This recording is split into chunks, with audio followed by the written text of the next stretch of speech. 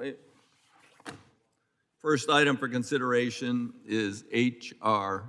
H408, the Aircraft Certification Reform and Accountability Act. Without objection, the Subcommittee on Aviation is discharged from further consideration of H.R. 8408, and I call up the bill for consideration. Hearing none. Without objection, the first reading of the bill is dispensed with, and the bill is considered as read and open for amendment at any point. Hearing none.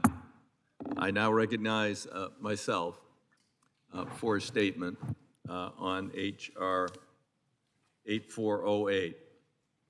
I'm pleased today to bring up 8408, the Aircraft Certification Reform and Accountability Act, together with Ranking Member Sam Graves, Aviation Subcommittee Chair Larson, and Subcommittee Ranking Member Garrett Graves.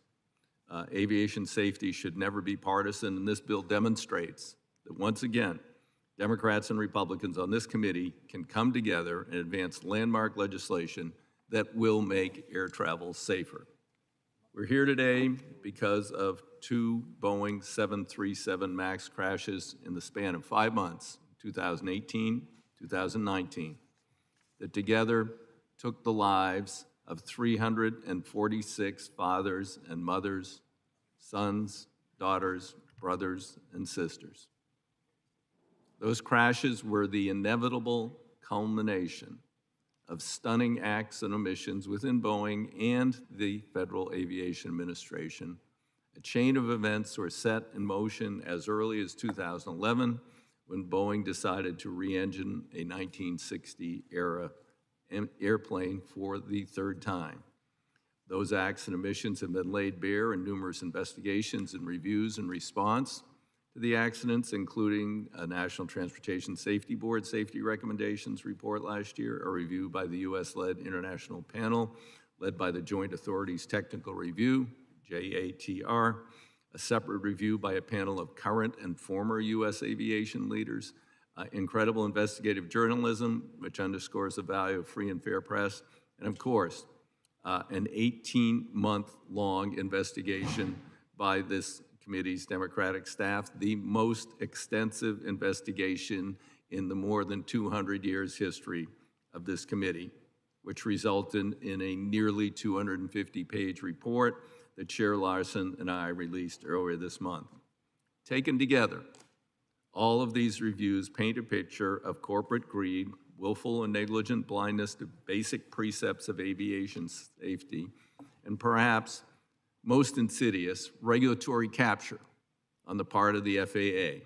In fact, after the first crash, both Boeing and the FAA insisted Boeing was compliant with the federal aviation regulations and its design of MCAS and the information it shared with the FAA. But MCAS had just caused 1 accident and would cause a second within months. If following the process led to certification of an unsafe airplane, then the process isn't broken and we must fix it. I do remember the head of safety, so-called, at FAA came in to see me in February after the first crash and told me this was a one-off. It wouldn't happen again. Yet his own agency had produced a document called a TARIM, which predicted over the life of this fleet, 15 of these planes would go down. No other aircraft in the history of the United States of America aviation industry has been allowed to fly with predictions that you're going to lose 15 of the fleet because of a system that was installed to deal with aerodynamic instability. That single, and it all came down to a single point of failure, a tiny little vein that sticks out either side of the nose.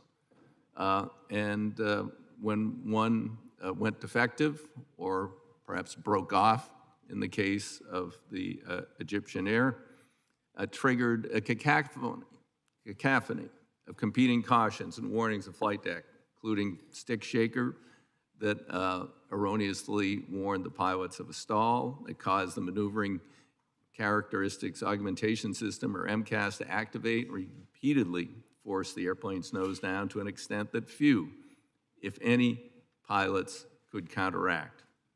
Boeing assumed in the design process that pilots would recognize erroneous MCAS activation and perform the procedure to take the system offline in 4 seconds. I'd invite my colleagues to imagine yourself in an airliner cockpit in flight. You don't know the system exists. And now add in the jarring stick shaker. It's pounding in your hands to tell you you're in a stall, even though you're pretty sure you aren't. A flag on your flight instruments that your airspeed and altitude readings are unreliable. Numerous warning lights, klaxon horns suddenly around the deck.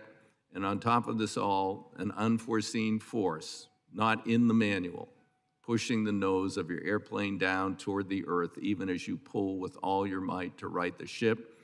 And now you count to 4, 3, 2, 1. Boeing assumed that by now you'd have diagnosed the situation, performed the procedure to properly shut down the system. Sully Sullenberger flew a simulator through this. He knew it was coming. And he said it was very, very difficult to deal with. The man who flew the Miracle on the Hudson, a 50-year pilot. It would challenge anyone to sort through that blizzard of alerts in 4 seconds, determine what's going on, apply the proper procedure. A Boeing test pilot in a simulator in 2012 couldn't. As the committee staff investigation revealed, the pilot took more than 10 seconds to respond correctly and found the condition would be catastrophic, meaning the plane would have crashed.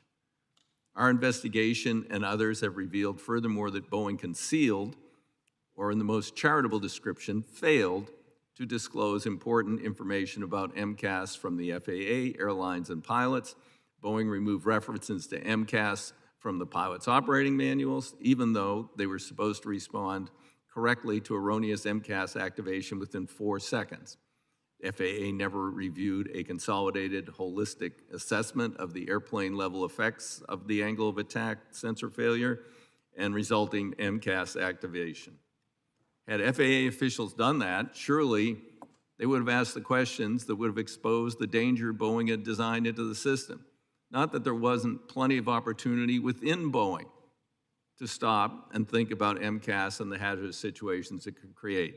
At one juncture, a Boeing employee who was authorized by the FAA as part of the FAA's ODA program to determine the design's compliance with FAA requirements asked in an email if the airplane was vulnerable to a single angle of attack sensor failure, a safety critical system that would be triggered by a single point,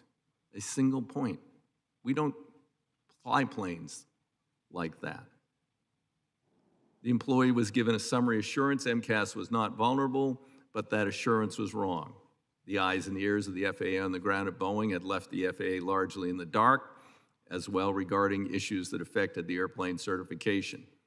Our investigation uncovered innumerable instances of similar missed opportunities.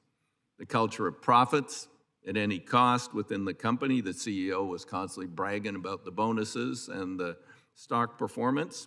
May well have been a factor in the failure to root out the safety problems. According to a 2016 internal survey of similar Boeing employees, who at the time were called authorized representatives of the FAA administrator, 39% said they felt undue pressure from Boeing management to make those decisions in the company's interest. And that pressure didn't start at lower levels of management. It came right from the top, from the boardroom, from the CEO. And there was the FAA, whose complacency rendered the agency virtually a non-presence in this story until then acting administrator Elwell grounded the airplane after the second one went in, only after numerous other nations had already done so. The FAA was either unable or unwilling to conduct rigorous oversight of Boeing during the certification process.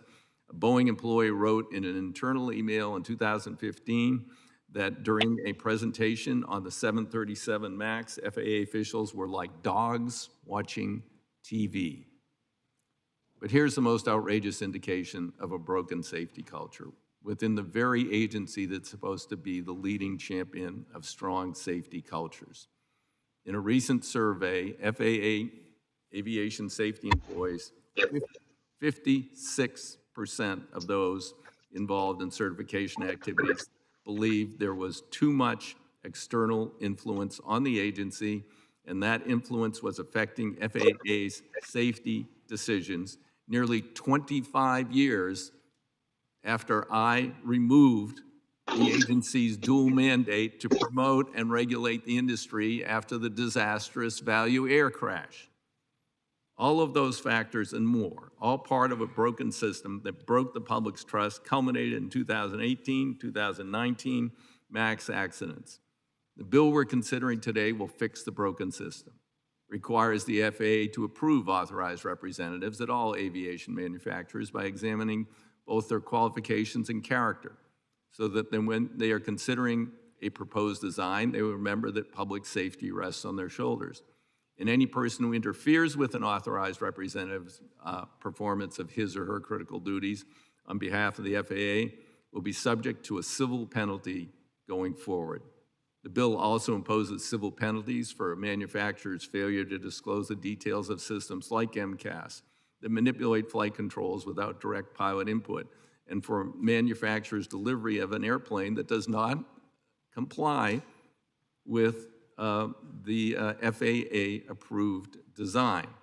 The bill requires 2 FAA rulemakings that together will require manufacturers to provide the agency with thorough assessments measuring the risk created by changes to existing aircraft designs so the FAA can ascertain whether a manufacturer has sufficiently minimized any given risk.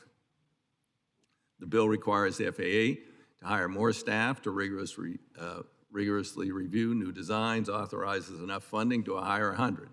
It also requires the FAA to implement a non-punitive voluntary safety reporting program for FAA employees to report safety concerns, prohibits agency officials from talking with manufacturers about formal objections to FAA career employees' decisions, unless publicly disclosing the information about those communications, and extends to manufacturers' employees the same whistleblower protections that apply to airline employees today, and much more.